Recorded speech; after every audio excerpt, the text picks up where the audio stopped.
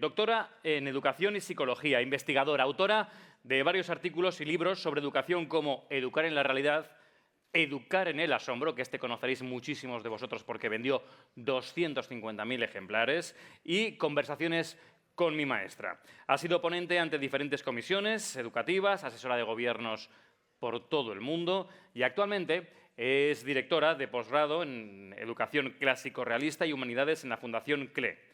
En Mentesami hoy tenemos el lujo, la suerte de poder escucharla, de contar con Catherine Lecuyer.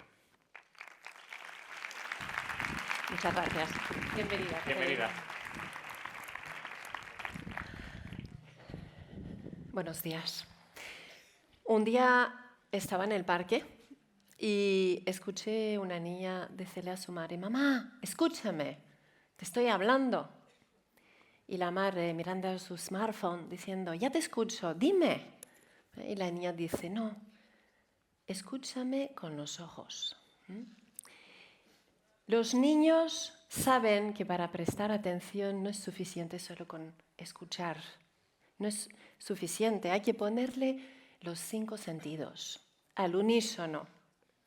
La atención, decía Simone Weil, es pura forma de generosidad. Pablo Dors decía que es el barómetro del amor.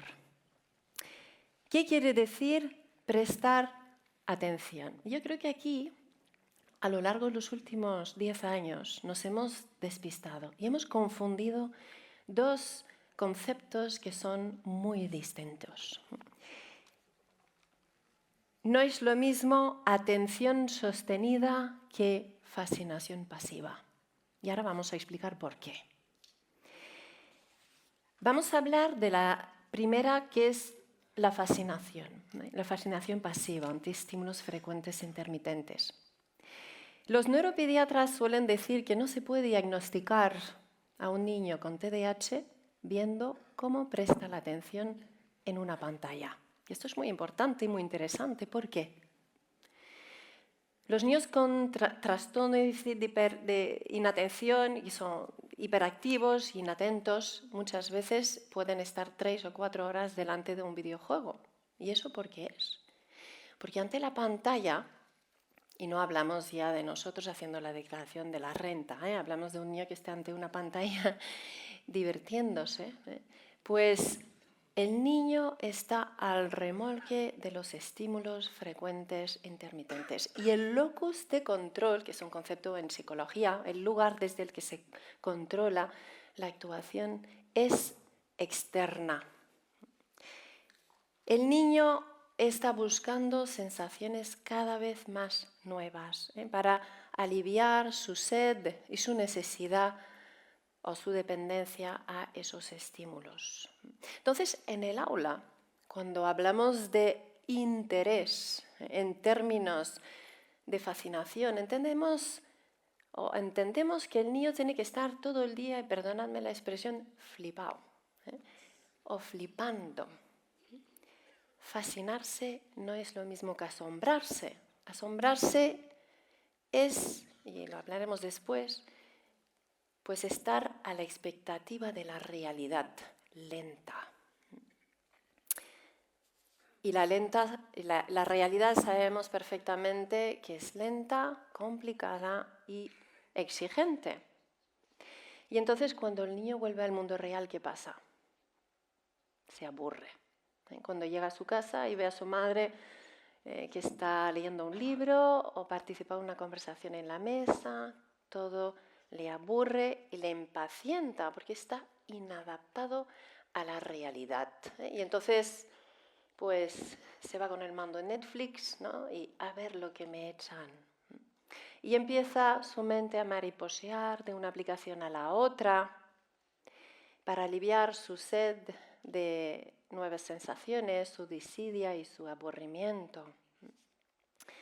La atención sostenida es todo lo contrario. Es una actitud de descubrimiento, de apertura ante la realidad. Es la actitud del que se deja medir por lo que acontece y por lo tanto tiene que ser sin filtro, sin prejuicio. Y es la actitud que lleva al niño a formular preguntas, buscar respuestas. Podemos decir que la atención sostenida es primo hermana del asombro, que es el deseo de conocer. Y por cierto, no os veo muy bien, pero ¿quiénes aquí veían de pequeño a la abeja maya? Pues muy bien. Pues, ¿no? Estaba Willy yendo de una flor a la otra. Y entonces, bueno, pues lo más divertido y emocionante era cuando Willy llegaba tarde y la señora Cassandra pues le echaba una bronca, ¿no? Por haberse quedado parado mirando una flor, ¿no?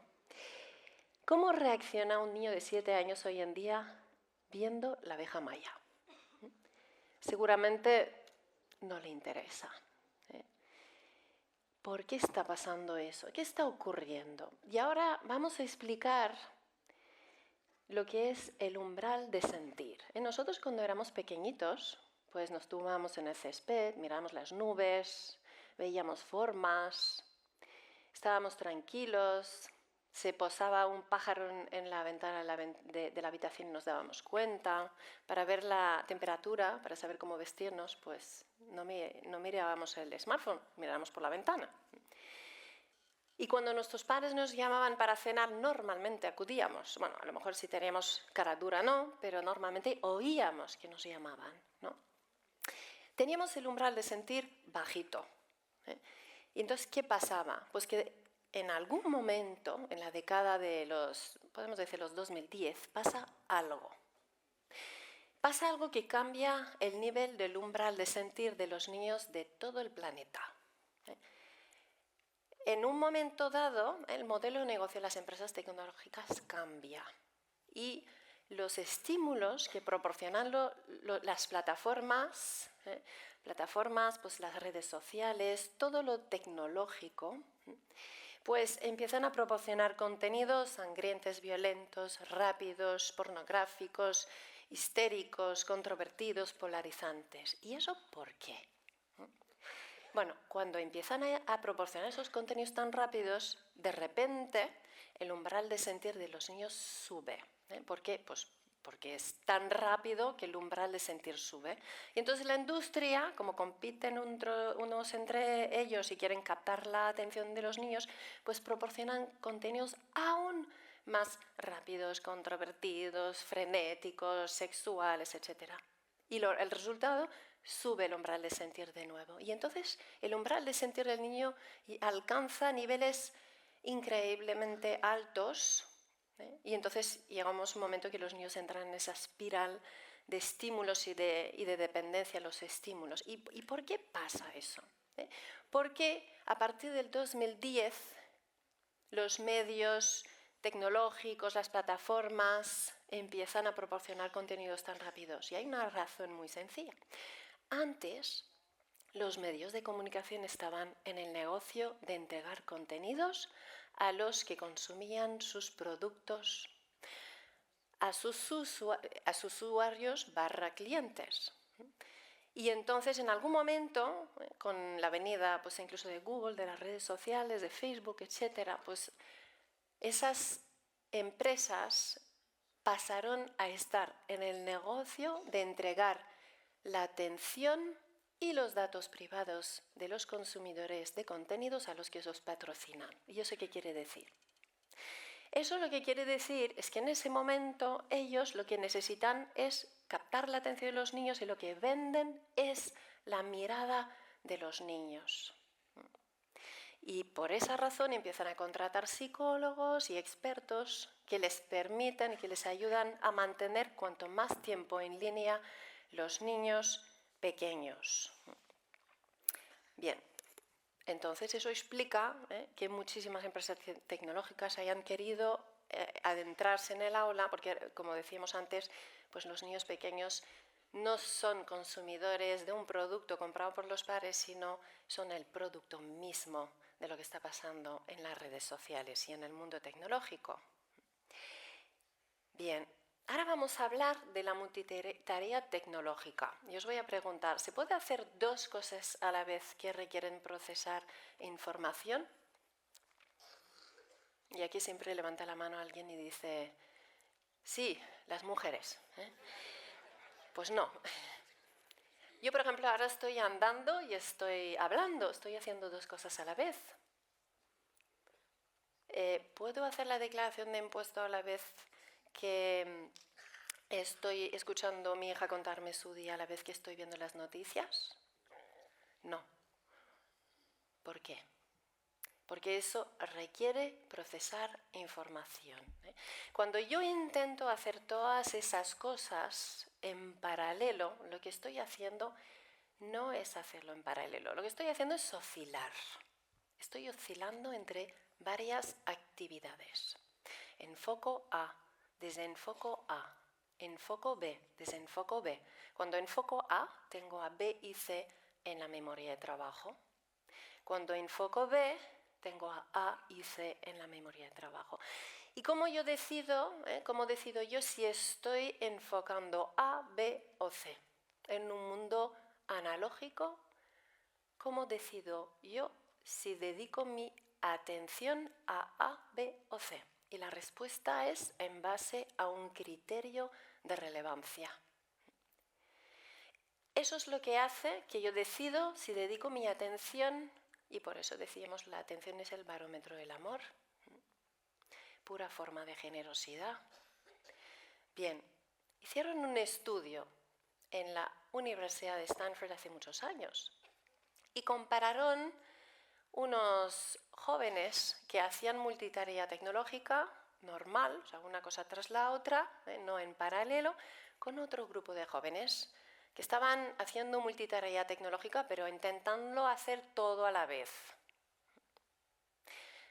Y ellos compararon esos dos grupos en base a 3 criterios. El primero, la oscilación. El segundo, la memoria de trabajo. Y el tercero, el criterio de relevancia. Porque claro, si yo estoy en redes sociales, por ejemplo en Instagram, y estoy haciendo eso, estoy decidiendo si escojo ver ese contenido o no escojo ver ese contenido. Soy como podemos decir, ¿cómo se llama? Alguien que está en una portada, ¿no? En el fútbol y dejo entrar una pelota, ¿no? Bien, entonces compararon en base a esos 3 criterios los 2 grupos. Y ahora os voy a hacer una pregunta. ¿En base a qué parámetro o criterio pensáis que los que hacían multitarea tecnológica intensa daban mejores resultados? ¿Oscilación, memoria de trabajo o criterio de relevancia? Y la respuesta es ninguno. ¿Por qué? Porque cuando dice Clifford Nass, que es el director del estudio, dice, no se puede hacer 2 cosas a la vez que requieren procesar información. Entonces, si lo hacemos, pues pasa factura. Y entonces, en una entrevista con un medio de Estados Unidos, Clifford Nass dice una frase que a mí me lanzó en la aventura del tema de educación y tecnología, ¿no? Una frase muy, muy, muy impactante. Dijo, los que hacen multitarea tecnológica son enamorados de la irrelevancia. ¿Por qué? Porque en un mundo analógico, lento, un mundo real, offline, nosotros decidimos lo que tiene o no sentido. En un mundo tecnológico, online, patrocinado por empresas, que luego ya podemos hablar de quiénes son esos patrocinadores. No somos nosotros que escogemos lo que queremos siempre, y menos si estamos hablando de niños pequeños. ¿Quiénes patrocinan las plataformas tecnológicas? Pues empresas, por lo tanto hablamos de publicidad, o gobiernos, por lo tanto hablamos de propaganda. Y esa es la razón también por la pérdida de la credibilidad de muchísimas plataformas, porque no están en el negocio de decir la verdad, sino en el negocio de decir la verdad que sus patrocinadores les han dicho que tenían que colocar. Y esa es la razón, enamorados de la irrelevancia, esa es la razón por la que a lo mejor yo a las 2 de la mañana, o vosotros que estáis aquí, hacemos el clic encima de la noticia del calcetín de Michael Jackson que se ha vendido por 300.000 pounds en la subasta de Christie's. Y digo, ¿qué estoy haciendo yo viendo esa noticia, ¿no? A las 2 de la mañana? Y si nos descuidamos, pues veremos otra cosa que tampoco tiene nada que ver con lo que nos debería interesar o con lo relevante para nuestras vidas, ¿no? Y si a nosotros nos pasa eso, que tenemos ya nuestros años, tenemos ya la lucha por las virtudes, tenemos las funciones ejecutivas, tenemos la madurez, supuestamente, pues, ¿qué le va a pasar a un niño pequeño de 10, 12 o incluso 15 o 17 años? Y ahí entra la cuestión de la canción que nos tocan, acompañado de violines, muchísimas fundaciones afines a empresas tecnológicas, que es la de el uso responsable. ¿Cómo puede ser responsable un ser irresponsable? ¿Cómo podemos hablar de educar en la responsabilidad a un niño que no tiene la capacidad para inhibir estímulos, que no es capaz de enfocar la atención, que no tiene proyecto vital y por lo tanto no sabe lo que es relevante? ¿Cómo podemos hablar de uso responsable si es traicionar el sentido mismo de la palabra libertad? Es como pedir a un niño pequeño que beba de una boca de incendio sin salpicarse. Bien, enamorados de la irrelevancia. El fin de la educación es precisamente transmitir lo relevante. En los educadores hablamos de aprendizajes significativos. No existe educación sin sentido. Algo tiene sentido porque es verdad, porque es cierto. De hecho, mucho se habla del espíritu crítico. El espíritu crítico, que esto es un tema, bueno, queda para otros 10 minutos, pues espíritu crítico no es ser escéptico, cínico, no es no creerse nada, tampoco es quemar contenedores. O sea, el espíritu crítico es saber reconocer lo que es cierto o no en base a un criterio. O sea, si no hay criterio, no hay espíritu crítico. ¿Y quiénes tienen ese rol maravilloso de transmitir los criterios? Desde luego no es Internet, un lugar totalmente descontextualizado. Y si confiamos en el chat para ello, pues estamos pensando ya que el chat tiene pues la verdad y los criterios, y no olvidemos que el chat también está patrocinado por empresas y gobiernos. La responsabilidad de transmitir los criterios y de preparar a los jóvenes para poder usar la tecnología, que lo usarán, pues es de los padres y de los maestros. Y ahora vamos a ver un pequeño vídeo en el que vamos a resumir esto.